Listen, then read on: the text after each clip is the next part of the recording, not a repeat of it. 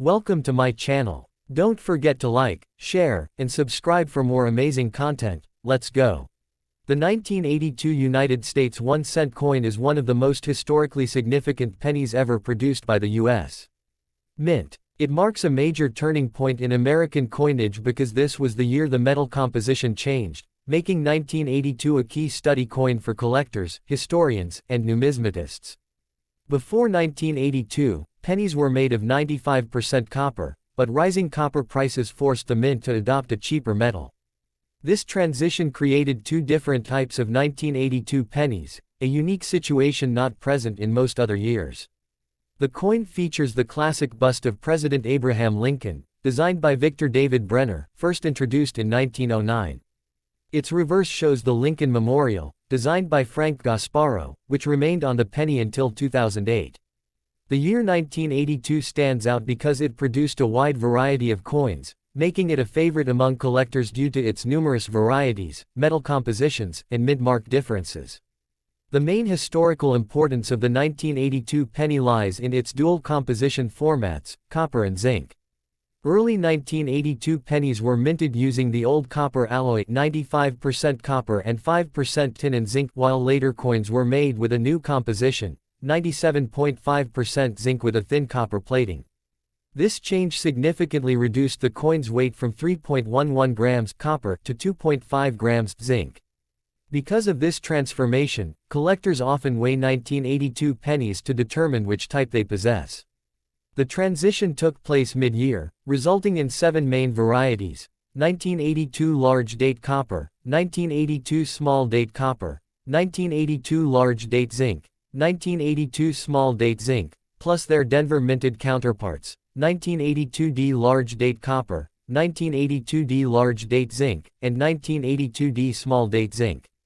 Some of these varieties are common, while others, particularly the 1982D small date copper, were extremely rare and valuable. Another key detail in the 1982 penny is the difference between the large date and small date designs. These variations are seen in the shape of the numerals, especially the 2 in the date. Large date coins have a thicker, more robust font, and the 2 appears wider. Small date coins have a slimmer, more delicate font, and the 2 looks more curved and compact. For many collectors, identifying these variations is exciting because they reveal subtle artistic and mechanical differences in the minting process. These distinctions also influence market value, as some varieties were minted in lower quantities and are harder to find in high-grade condition. This makes each 1982 penny a small puzzle of metal, design, and rarity.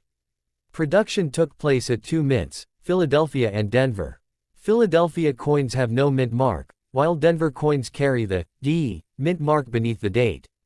In total, over 17 billion pennies were minted in 1982, making it one of the highest production years in U.S. history. However, despite the large number, certain varieties are surprisingly scarce today.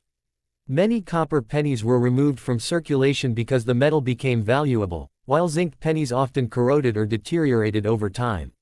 For this reason, high-grade examples, especially those graded by PCGS or NGC, are considered desirable.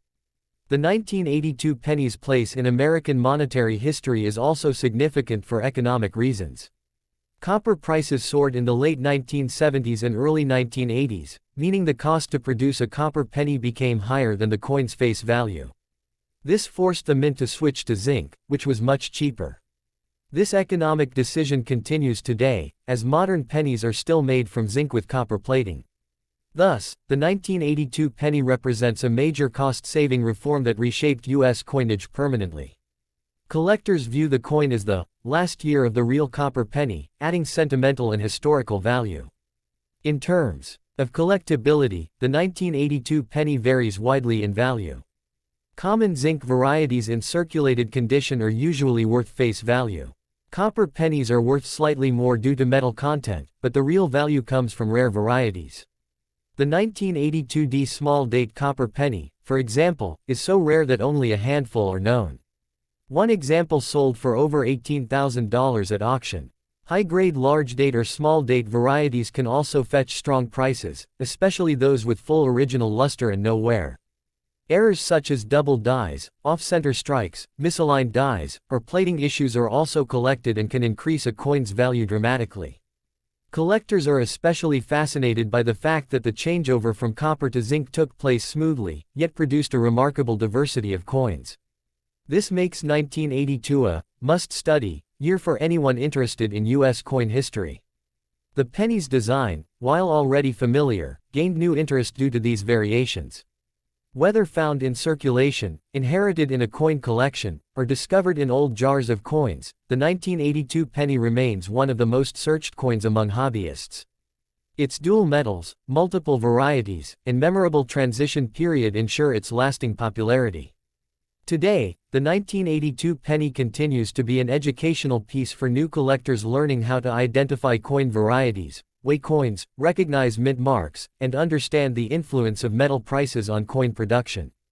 It represents the shifting economic realities of the United States and stands as a symbol of adaptation within the nation's currency system. Overall, the 1982 United States 1-cent coin is not just a simple coin. It is a turning point, an artifact of economic history, and a favorite treasure for collectors around the world.